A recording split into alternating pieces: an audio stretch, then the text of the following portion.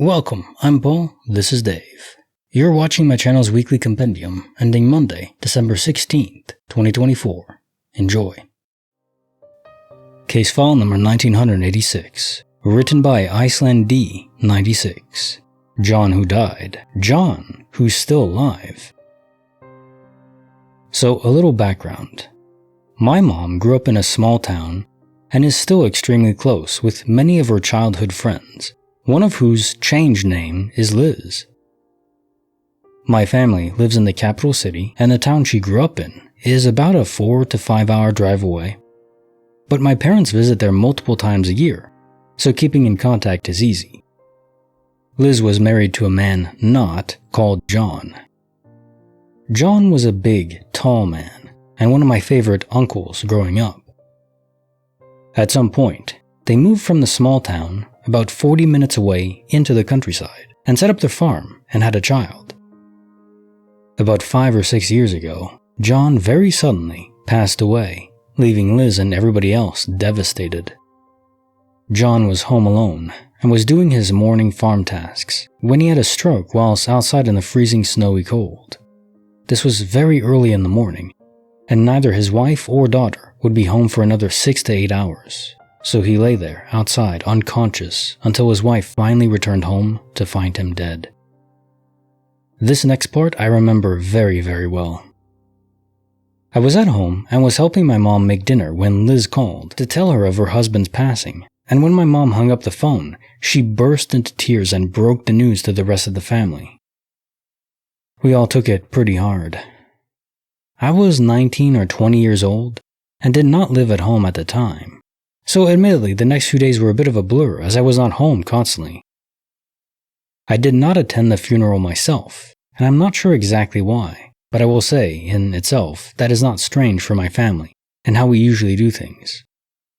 My siblings and I did not even go to my father's brother's funeral last year. That and it probably being a few-day affair, I would not have been able to get enough time off to do so. I vaguely remember my parents making the trip, and for some reason, I remember my mom stressing over what she would wear to the funeral. Over the following years, I remember his death being brought up quite a few times, and Liz either alone or with her daughter, coming to the capital to visit us and other friends. She usually stayed in our guest bedroom. Every time, I thought about John and his death, and how devastated she and they must still be, as his death was 100% a matter of fact. Cut to last summer. I was living at home for a couple of months when my mom texted me, "Liz is on her way to town and they will be staying with us. I won't be home for a couple of hours. Can you prep the guest bedroom just in case I won't make it in time?" To which I responded, "Yeah, of course," and proceeded to make the bed. And as I assumed it was her daughter, I also put the extra mattress for her on the other side of the room, as we usually did. One single duvet for the bed, one single duvet for the mattress, and 2 sets of guest towels on the dresser, again as we usually did for them. My mom comes home, and I go off to the store to get some things for the barbecue that my mother decided we were going to have for them. When I pull up in our driveway, I can see her car, so as I walk through the door I call out, "Hey Liz, hey, not, Tina." As I lay the bags down to take my shoes off I hear, "Oh wow, apparently I don't even deserve a hello," said in a joking voice, a voice familiar, but I still had no idea who it was, so I walked a little further in, to see a man standing with his arms open for embrace in the kitchen. Tina rushed to hug me, and Liz was in the bathroom. I'm standing there very, very confused by this man, and who he was when it kinda hit me. That's John. Followed immediately by, "No, of course that's not John, this must be some relative or something that has come for a visit." So I hugged him and said something like, "Oh, of course you do, I just thought you would prefer the hug," and hugged this familiar stranger, planning to sneakily ask my mom to remind me who he was. Liz came out of the bathroom, gave me a hug, and walked right past the man, sat down next to my mom at the kitchen table. I motioned for my mom to help me with the alcohol I had left in the car. When outside, I whispered to her, "Who is that man in the kitchen again?" To which she looked at me like I was a crazy person and said, What do you mean? That's John. He just lost a bit of weight. I realized my initial thought was correct, and that was in fact a skinnier John. I was at a loss for words, and my mom just stared at me, and my surely pale, looked like I've just seen a ghost face, and asked if everything was alright, and all I could say was, "John is dead." She laughed and asked, "What the hell are you talking about? Of course he's not dead. What do you mean?" I explained everything, and how I swear we have talked about his death multiple times since it happened. How it happened. The phone call from Liz when we were making dinner, and even when she had said they in the text. I assumed it was only Liz and Tina, and therefore made the guest bedroom, ready only for the two of them. My mom looked extremely confused, but told me what really happened. He did have a stroke and was lying unconscious outside, and neither Liz nor Tina would have been home for hours if Liz had not forgotten something at the house, and had to drive back to get it, arriving just minutes after John had fallen unconscious. She was able to call emergency services and get John into the car. He was a big man. It must have taken incredible strength, and drive towards the ambulance. This ultimately saved his life. He would not have survived if she had not forgotten her keys.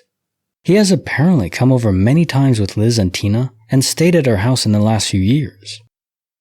Me and my mom brushed this off as a huge misunderstanding, which it probably is, but I still feel weird about the whole situation, as the fact that he died and the sorrow following his death still feels so true.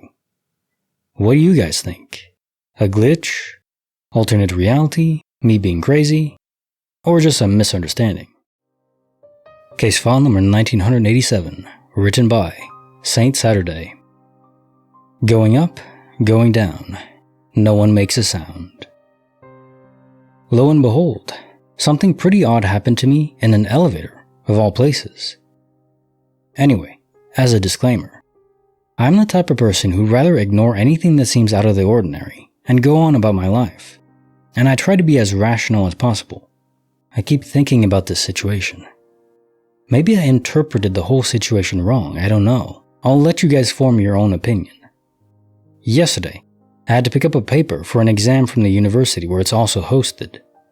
I'm not a student there, so I'm not very familiar with the place, and the last time I went there was last year, for a similar exam.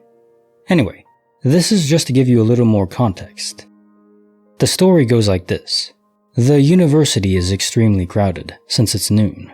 I take the elevator to the 3rd floor, go pick up the paper from one of their offices, then go back to the elevators. I go into the elevator with these two girls. I stand right next to the buttons.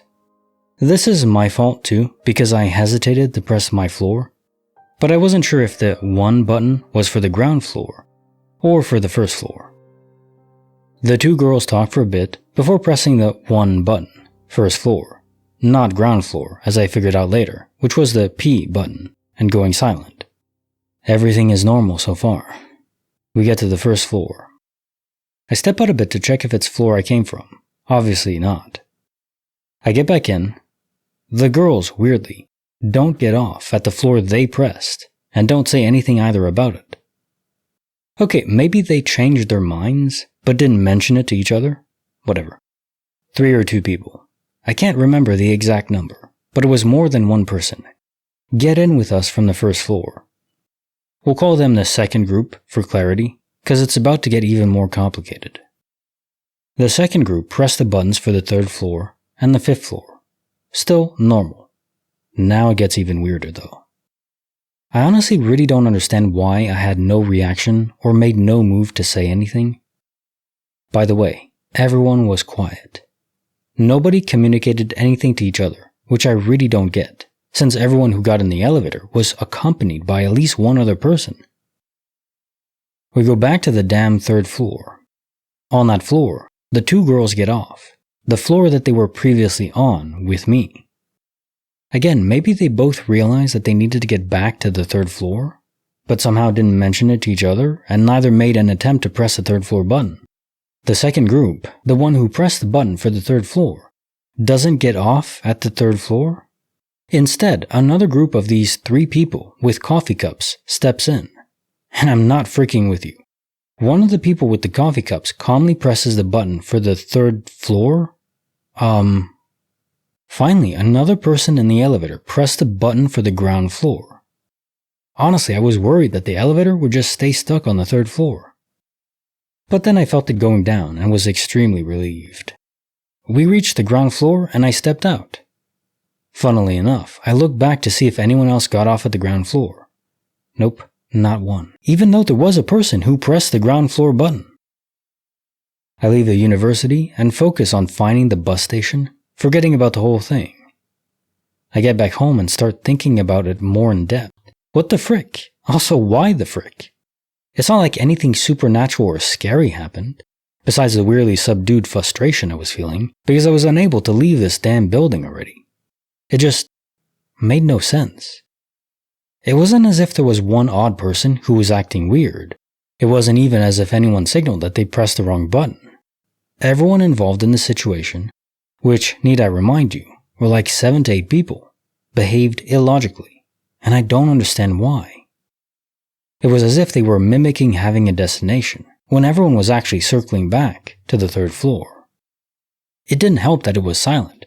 No one was communicating anything to anyone like, "Oh, I forgot my bag on the 3rd floor," or anything of the sort. And I also felt this strange sense of calm, mixed with some uneasiness and a sensation I can't describe, as if I didn't belong in this situation or space. I honestly think it was 1, being pranked, or just people were playing some kind of game, or 2, I'm crazy and understand the whole situation in a profoundly wrong way, or 3, the students at this university are extremely indecisive and also don't know how an elevator works. I know I'm probably making a bigger deal out of it than I should. It was just an interesting situation. My life is very mundane in general. Case file number 1988, written by Peckerton Detective, The Wedding Band's Magic Hand. My husband had lost his wedding ring for a few weeks, but had recently located it in the drawer in the basement where he'd been staying at my mom's house. He was so happy to have found it, and proudly showed me it was back on his finger, where it belonged, around the 1st or 2nd of this month. On Monday, November 4th, he had a heart attack. It was a survivable heart attack, but he suffered some trauma with the EMTs after they left, and he ultimately died from their mistake. I didn't get anything back except his shoes and socks, and top denture plate. His clothes, ring, $400 cash I wasn't aware he withdrew from the ATM that morning, and lower denture plate are gone. Well, today I went to clean out the old apartment 30 miles away, and that we hadn't been to in a month or a month and a half. In a box in our room, only I would open, lay his wedding ring. I'm so grateful to have it back. It weighed so heavy on my heart. Good glitch, or a good husband to bring it back. Oof, that's heavy. Case file number 1989, written by Outside Pain 4561, Victoria's Secret. This incident happened about 3 years ago. I work in healthcare as a patient care technician. Basically a CNA, but in a hospital instead of a nursing home. During this particular night shift, my responsibility was to sit with a confused patient to keep him safe. He had dementia, so he would try to get up, wander around, or pull out his IVs. My job was to make sure he didn't get up on his own, to prevent falls, and to keep him from pulling out any lines. This kind of sitter role is pretty common for confused patients in hospitals. The patient was in his 80s, and he was so confused he didn't even know his own name or where he was. Things were going smoothly. He fell asleep around 11 p.m., but then woke up around 1 a.m. and looked over at me. To get my attention, he said, "Hey, Victoria." That's not my name, but since he was confused, I didn't think much of it at first. I told him my actual name and asked if he needed anything, but he kept calling me Victoria 3 more times. Here's where it got strange. My parents almost named me Victoria. It came down to that or my real name. They ultimately chose my name because my dad wasn't a fan of Tory spelling. The names aren't even similar. I asked the nurse if this patient had any family members named Victoria, or had previously had a nurse by that name, but there was no connection. No family member, spouse, or prior caregiver with that name. Trying to shake off the odd feeling, I told myself it was probably just confusion. But a short while later, he started singing the theme song to the Beverly Hillbillies, and that's when I really got chills. When I was little, my parents used to recite that theme song as if it were a bedtime story when my siblings and I asked for a story. The whole situation gave me an eerie feeling, like this man somehow knew things about me, even though we had never met. There's no way he could have known any of my family. This was in my college town, far from where I grew up. I might be overthinking it, but years later I still think about this night and the unsettling feeling I had. Case file number 1990. Hey, my birth year. Written by, just call it a mystery. Dragons and Dreamy Fish. Until today, I always thought this experience was an instance of confabulation between a vivid dream and reality. However, my cousin said something which made me doubt this. This happened around 11 years ago. I was about 15 and experiencing vivid dreams almost every night. These were various and sometimes turned to nightmares, but one particular dream stood out. In this dream, a guy from my business class gave me a necklace as a gift. It was a pretty common design of an opal surrounded by a dragon. I can find something similar on Etsy today. However, at the time, it wasn't really something I'd seen before. For the purposes of additional context, I should state that I did not have a crush on this guy. We got along and were friends, but there was no particular reason I would be dreaming about him giving me a gift. Regardless, in the dream, we had some kind of argument in my garden, and I took the necklace off and I threw it down to the garden where it landed on the stones, somewhere near the decking. However, that morning when I woke up, I let the dogs out as I usually did, and since it was a nice day, I went outside with them. I stood near the decking and I saw the light hit something on the stones. Naturally, I picked it up, and it was the exact same necklace from the dream the previous night. I remember taking it back into the house and showing my mom, asking her if she had dropped it. She told me she had never seen it before. I started wearing it, and I kept it on for a couple days until it came time to wash my hair.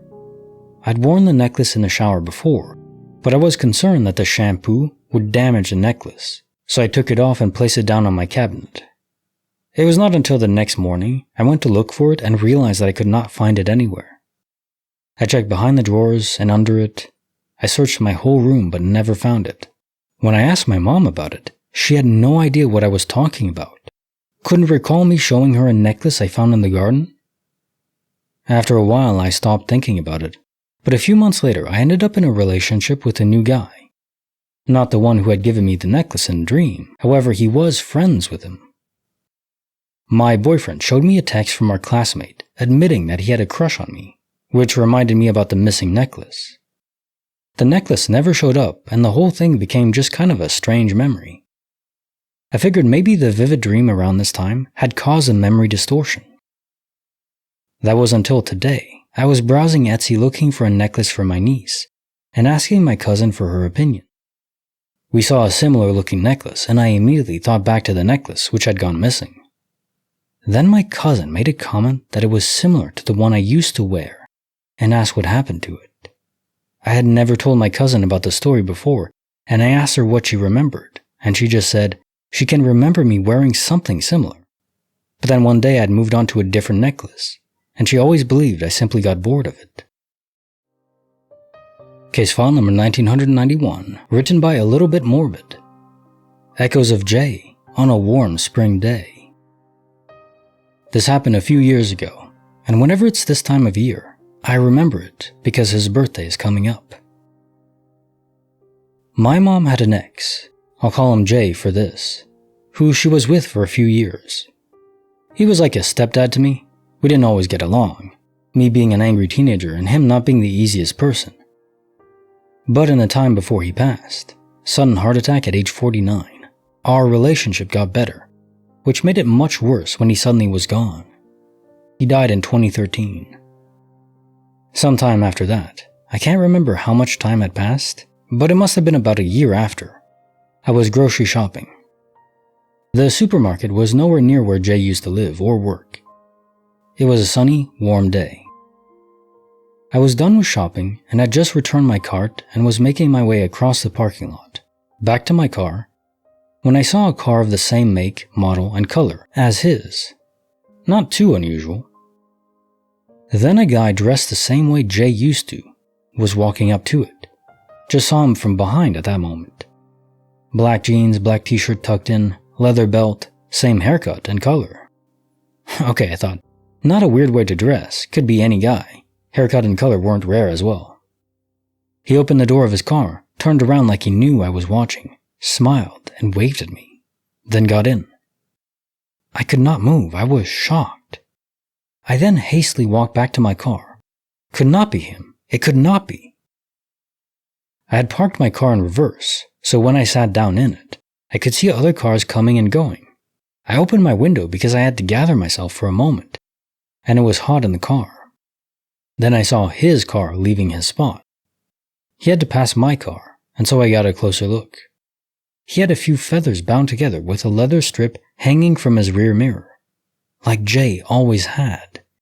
His window was down, he wore sunglasses, same shape and color, just like Jay did. He looked exactly as I remembered him, and he was blasting one of Jay's favorite songs. He again smiled and waved at me, and then drove away, still smiling. I must have sat there for about half an hour. I was at his funeral. He was cremated. I held his urn. We cried and mourned him. My mom also went there even though they were not a couple anymore, but I had just seen him in broad daylight. I mean, the smiling and waving could have been because I was staring at him, and he was a random guy who felt flattered that a woman half his age was staring at him. But everything, every detail I saw, car was the same. It was an older car, the color not too common. Clothing and style were the same. The sunglasses, the feathers, the music, his mannerisms, the way he walked, waved, smiled, it felt unreal. Like I had witnessed something I should not have seen, like a secret. Also, him turning around when he was in his car, then looking at me like he knew me. Like he knew I was there. Case file number 1992. Written by Herbert Wong. Wrong car, right punch. My friend in a crunch. A blue, beaten-down old Peugeot was idling in front of my entrance when I came out of my building to wait for my friend to pick me up. He drives a tiny blue, the exact same rare shade of blue, beater Peugeot, so this was obviously his car. I approached it, and I saw this really fat dude with a beard and glasses sitting in the driver's seat. He looked exactly like my friend, who was also fat. Not that fat, but I thought he might have put on a few pounds. Since last week, I don't know. But I thought maybe he had a rough day yesterday and looked bloated or something. So I rip open the door, get in, and amicably punch his fat, like I sometimes do. And the dude just stares at me, and I stare back at him. As I mentioned, he has the same beard, the same hair color, same age, same glasses. Everything was the same as my friend's, but something was off. Why wasn't he saying anything? Why didn't that familiar feeling kick in? My brain couldn't compute what the hell was going on for a hot minute, and we both just sat there and stared. And then I realized, this wasn't my friend. I had just sat down in a complete stranger's car and punched this complete stranger in the gut. I said something like, "Oh," and got out and walked away. I wonder what the dude thought was happening. It's like the map didn't load right or something when I exited my building onto the street. My actual friend arrived a couple minutes later.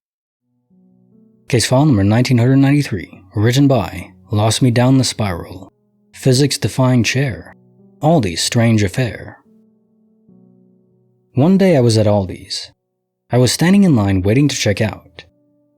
In the lane to my left was a tall stack of chairs interlocked, maybe about 10. The kind with hard plastic seats on metal frames, like school chairs, but they were adult-sized. They were all stacked like puzzle pieces. The stack wasn't leaning or tilted at all. The stack was about 5 feet to my left. I was looking right at them when the top chair rose straight up about a foot, and then cartwheeled over onto the ground loudly. just the one chair. I don't know if the other people in line were looking at the chairs when it happened. They of course heard it and reacted. I kept looking at their faces and mumbling, "Anyone else see that?" No one seemed to hear me. It was seriously shocking. The chair went up and then fell. It didn't fall over either, it cartwheeled. It flipped completely upside down in the air before it fell, and it fell with way more force than it would have if it had just fallen over the side of the stack like normal. I'll never understand how that happened. I know it's not that big of a deal probably, but it didn't move within the laws of physics. It really scared me. The legs went down over the chair under it, the way it was stacked, and held it in place. It shouldn't have been able to move unless the whole stack fell together. If you had walked up to the stack of chairs and pulled on it, in any direction, it would have pulled the chair under it also, and so on, causing the whole stack to fall over. There was no way to pull one chair off like that. Case file number 1994, written by Lehman117. Fields Aglow, The Nighttime Show. I'll never forget that night. It's etched into my memory as one of the most surreal experiences of my life. It was about 10 years ago. A friend and I were driving through the vast empty stretches of Saskatchewan, making our way from Winnipeg to Vancouver. It was around 11:30, maybe midnight, and the darkness was absolute. The stars barely cut through the sky, and our headlights seemed to disappear into the blackness ahead. It was as ordinary as a midnight drive could be, with nothing but the hum of the road and kilometers of fields on either side. But then, in a split second, everything changed.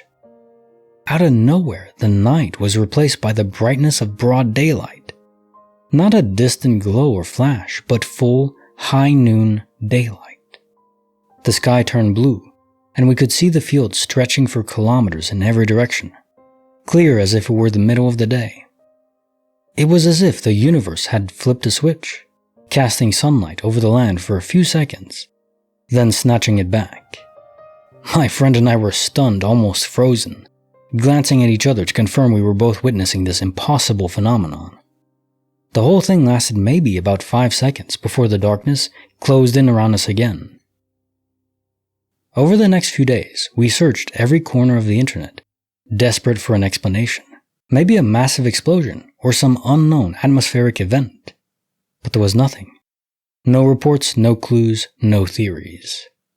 To this day, my friend and I still talk about it, wondering what in the world we saw that night. It remains one of the most mysterious, unexplainable events of my life.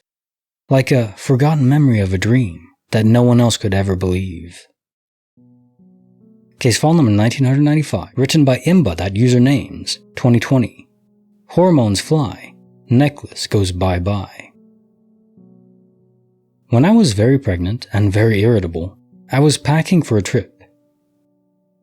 My incontinent senior dog had a habit of wriggling out of her diaper in the most inconspicuous corners of the house. I swear she did it on purpose, for a few moments of freedom. However, she leaked like a dripping faucet, so when I saw her bare bottom prancing in front of me while I was putting my accessories bag together, I lost my crap. Like full-blown raging pregnancy hormones, seeing stars, lost it.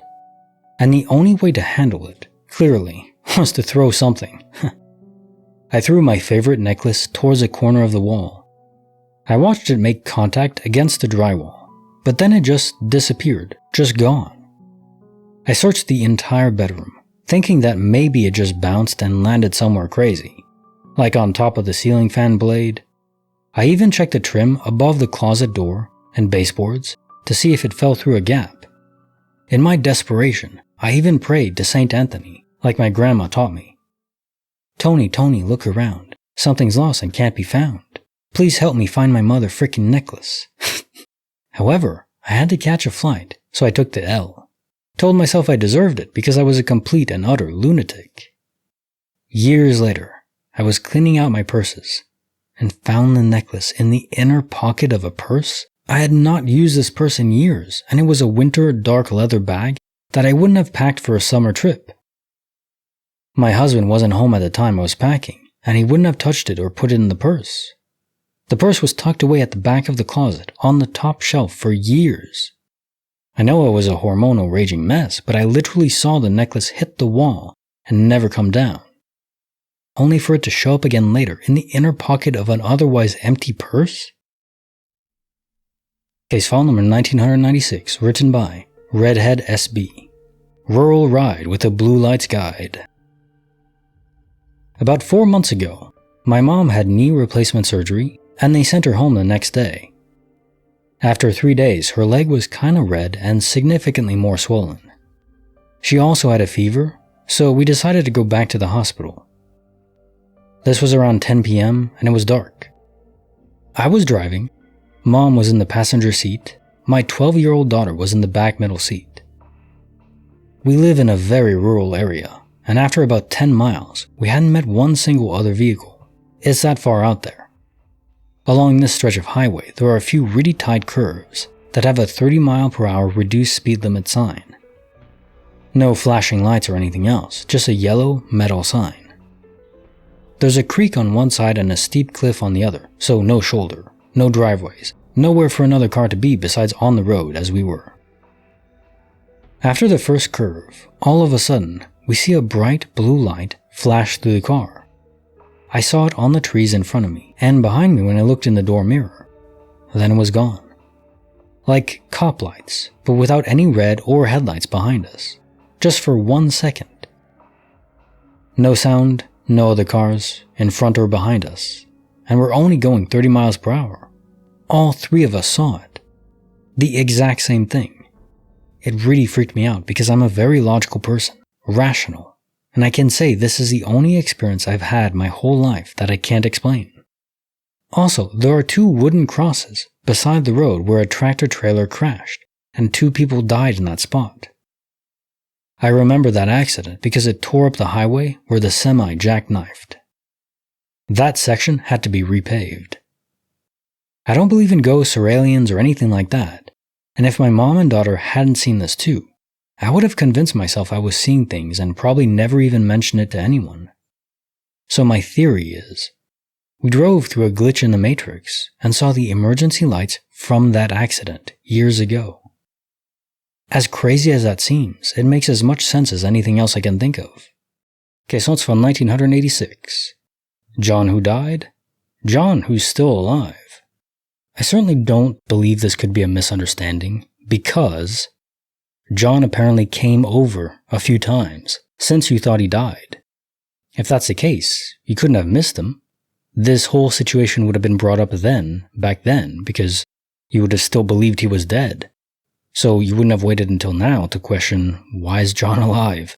Frankly, the most simple solution is quantum immortality. He did die in a different universe, exactly as you remember, but in this one, he was saved, purely if not for Liz forgetting something back at home. Sometimes these small choices we make, or even small accidents in this case, they have profound ripple effects throughout the entirety of our history, even human history. I always like to come back to the butterfly effect, where a butterfly flaps its wings in Brazil and causes a hurricane in Florida. Because of chaos, even the tiniest change in the input variable creates vastly different divergent endpoints or even through paths. Even the smallest action we take can have incredible meaning. We just won't always be aware because we don't know what would have happened if we didn't make those choices. You can't go back and replay. At least, we're not aware if we can. Now time for the joke of the day. According to my 10-year-old, the thing about dad jokes is you just change the D to B and you have the truth. Yeah, I can't argue with that, but they're so bad, they're good. Case notes from 1987. Going up, going down. No one makes a sound. It always comes back to elevators, but usually in things disappearing or phasing out from our reality temporarily, or even transitioning to different universes. Something about an enclosed metal box creates this effect. Now, to be fair, it's still a small percentage of total interactions with elevators because people take them every single day, and it's only a very tiny percent of the time that it actually results in a glitch. But there's so many that I can't just toss them away. saying, yeah, there's something up with elevators. I don't know exactly what it is. The enclosure, the metal box, I don't know. Some factor is involved. But this one is unique because it's not really a glitch as we know it. No one disappeared. Nothing all that weird happened. Now, could it have been a prank of sorts with the students there, just pretending to not know what's going on, to be silent, to act like they don't belong, pressing buttons, not getting off, etc.? Sure, I could see that as possible. Though it would require quite a bit of coordination. And it seems like it's not something you do unless you are being recorded for your reaction. And then usually they tell you after the fact, after you've been pranked. They don't just let you wander off, gaslighting your brain into mind-fricking your brain and never letting you recover. Sometimes I guess that's possible that they do, but yeah. If it is a glitch, though, it does seem like these people were just placeholders. And I know it's weird to say that, to talk about other people like they're not real. And I would never make that assumption. I don't think anyone should. But in a situation like this, you have to ask yourself, were they real, so-called? Again, if it is a glitch and not a prank, it seems like it's just placeholder NPCs that are just wandering around because they needed something to load in. So the body was there, but nothing attached to it. No soul driving the car. Just autopilot. Case notes found 1988. The Wedding Band's Magic Hand. Tremendously sorry for your loss. This kind of blindsided me. I went into the story blind as I was reading it, and damn. Losing someone recently like that, and the closing remark is simply, yes, your husband is still around, and he wanted to leave you a sign. And I think maybe when you cross over, you're even given the opportunity to interact with the simulation more, maybe with the guidance of a developer or game master. So just asking the question, could I maybe make a ring, my wedding ring, appear to her in a place that obviously is impossible unless it had been done before, but obviously you know it wasn't because of how this happened. Just enough to give a sign. Like, I'm still out here, I can't come back to you, but the game's not over for me. And I think that's enough. That'd be enough for me to at least be at peace. Now time for the joke of the day. 2 bacteria walk into a bar. The bartender says, "Sorry, but we don't serve bacteria here." To which the bacteria reply with, "But we work here. We're staff." Oh man. Case notes from 1989. Victoria's Secret. I wonder, as you're approaching your final moments, or maybe dementia itself, maybe it's a kind of discombobulation of, or a jumble of different alternate realities happening concurrently, and you need a fully formed and operating mind to keep it coherent. If you're suffering from this disease, then your mind's not capable of sorting them correctly and understanding the reality you currently occupy. So he was being confused because what he was seeing was a girl that was called Victoria. The you in a different copy of you.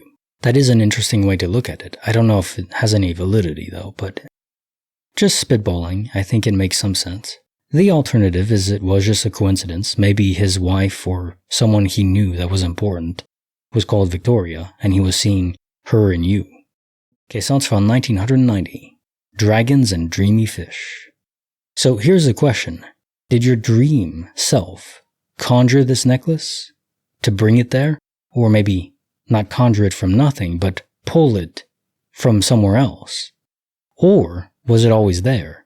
And maybe you had realized this subconsciously, going out into the garden earlier that day or a day or so ago.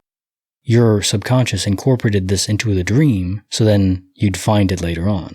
Either way, maybe the second isn't a glitch, but it still fascinates me because of how incredible the mind is, even at base level. That said, it doesn't explain why your mom didn't remember you talking about the necklace, but your cousin did. So it's still the same universe. Maybe your mom just has a bad memory. I'm not sure on that one. Now time for the joke of the day.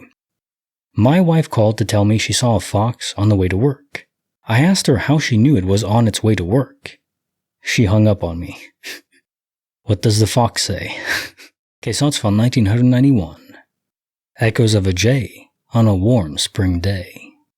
Okay, so there's two sides to this. Was it just a random person that, indeed as you say, was happy that a younger woman was paying attention to him? But he looked so familiar and even had the same leather straps and stuff in the car. It seems unlikely that this was just a random person. But if it was the Jay you knew, why did he only smile at you? Normally, if you recognize someone in public that, you're familiar with or very close to, you'll approach them, not just smile and wave. So that seems like a disconnect, but maybe it really was just seeing into a different parallel universe where Jay is still alive. Though even in that case, why would he be in this specific store? Seems odd. And the timing has to be, even then, it could be a glitch, but it's still a coincidence, just for the timing of the place you're in to see him. The other alternative is some witness protection faked his death or something, but I definitely side on this being the person you knew, in one version or another. Okay, so it's found 1992. Wrong car, right punch. My friend in the crunch. Okay, this is just funny. I mean, you can't deny if you were in this person's position, you would be laughing like crazy, confused, befuddled, out of your mind, but laughing like hell. Punching his fat, watching it ripple around. But it's just a stranger. Or was it your friend from a different universe? But in that universe, he doesn't know you? Why would he be there? If not to pick you up, even if it's a different universe. Maybe you look different than what he was expecting? Maybe thinner? So he was confused because it didn't seem like it was you because it wasn't his you. Sort of like an imperfect doppelganger. Okay, so it's from 1993. Physics-Defying chair. Aldi's strange affair. Well, it sounds like this Aldi is suffering from a poltergeist of sorts. The haunting of Aldi. Just that in of itself is kind of funny. Can imagine Casper haunting the grounds of Aldi and having the store make its name and reputation based on being haunted. Or it was literally just an anomaly in the local regional physics that occupied those chairs. Then you ask yourself, okay, well, what if that anomaly had affected someone else, a real human being? They would have flown off, banged their head and their body and broken bones. So I would consider yourself lucky, one way or another. Okay, so it's from 1994. Fields Aglow, The Nighttime Show. The only thing to my knowledge that could produce something so bright at night would be a nuclear bomb. But if a nuke was dropped, I guess this could be a case of quantum immortality. In that universe that you originate from, there was a big bomb at the very least that exploded nearby. And you don't remember death because the force impact is so quick and sudden that if it's enough to kill you, it's instantaneous. You simply don't perceive any pain. It's just you're there one moment and gone the next.